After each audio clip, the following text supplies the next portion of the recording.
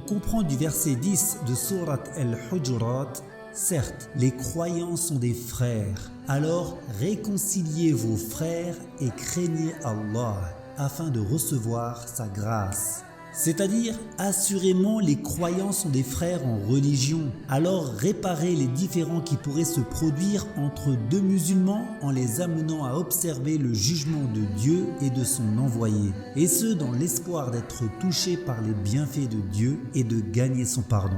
Muslim rapporte un récit prophétique qui rassemble en peu de mots l'ensemble de la religion, dans lequel on comprend du prophète: la religion, c'est le conseil. C'est-à-dire que parmi les choses les plus importantes sur lesquelles repose la religion, il y a le conseil. On demanda alors au prophète: pour qui le conseil?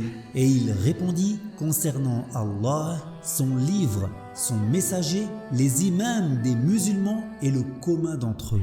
C'est-à-dire porter le conseil concernant la foi en Dieu et en ses attributs, son exemption, sa soumission et en la recherche de son agrément.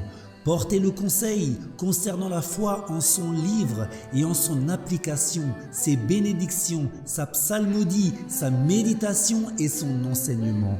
Porter le conseil concernant la foi en son messager et en tout ce qu'il a rapporté de la part de Dieu, en son amour, son respect, son obéissance, la transmission de son enseignement et la citation de sa vie et de sa noble cause. Porter le conseil concernant les dirigeants ou leurs substituts et les savants, leur écoute, leur soutien, leur respect, le rassemblement à l'ombre de leur autorité, mais aussi de leur correction si besoin.